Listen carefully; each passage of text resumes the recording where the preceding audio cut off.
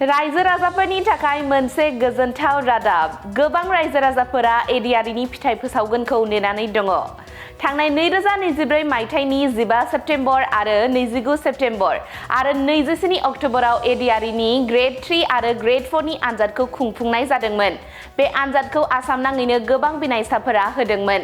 बे आनजादखौ सेबानि बानजायनायाव खुंफुंनाय जादोंमोन। दानिया रायजो राजाफोरा गोसोखौ हमथानानै थादो। गोबाव समनिफ्रायनो एडिआरनि फिथाइखौ नेनानै थानाय रायजो राजाफोरनि थाखाय गोजोनथाव रादाब। मिथिनो मोननाय बादिब्ला एडिआरनि ग्रेड 3 आरो ग्रेड 4 नि आनजादनि फिथाइखौ फैगौ 7 मार्चआव फोसावनाय जागोन।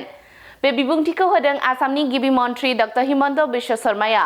बेजों लोगोसेनो आसाम पुलिस एसआइनि आनजादनि फिथाइखौ 6 मार्च, आसाम पुलिस कनस्टेबलनि आनजादनि फिथाइखौ 7 मार्च, आसाम पुलिस ड्राइभारनि आनजादनि फिथाइखौ 4 March, Assam police command' battalion कनस्टेबलनि आनजादनि फिथाइखौ 27 मार्चआव फोसावनाय जागोन होननानैबो गिबि मन्थ्रि ड. हिमन्त बिश्व शर्माया फोरमायबावदों।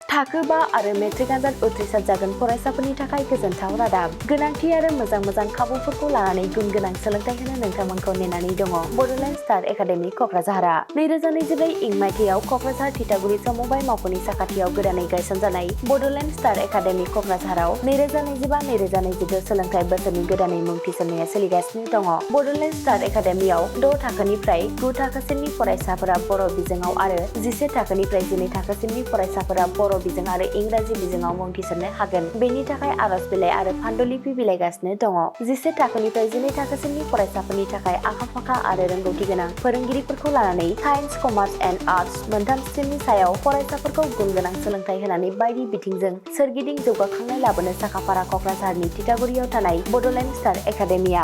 बड'लेण्ड स्टार एकाडेमियाव मुं थिसननोब्ला बाङाइ बेसेनाव मुं थिसननायनि गेजेरजोंनो फरायसाफोरा गाहायाव होनाय माखासे खाबुफोरखौ मोननो हागोन। इंराजि सोलोंनायनि खाबु, साखोन-सिखोन थाखो खथा, बिजाब बाख्रि, बिपिएल थाखोनि फरायसा फरायसुलिफोरनि मुं थिसननायाव 20% मासुल रेहाय होनाय। बेजों लोगोसेनो नोंथांमोनहा JEE नीट आनजादनि थाखाय बेसेन नाङै फोरोंथाय, मान्थलि मक टेस्ट, जिउ राहा दानाय बायदि गियानलु आयदाफोरनि उफ्रा सोलोंफारिफोरनि खाबुफोरखौ मोननो हागोन। हौवासा आरो हिनजावसाफोरनि थाखाय मुलाम्फा गोनां मोजां जामुं आरो मोजां थाग्रा खथानि खाबु गोनां हस्टेलनि खाबुफोरखौबो मोननो हागोन। बिदिब्ला गोबाव खालामाजासे नोंथाङाबो बड'लेण्ड स्टार एकाडेमियाव थाबैनो मुं थिसननायनि थाखाय सुलाद लादो।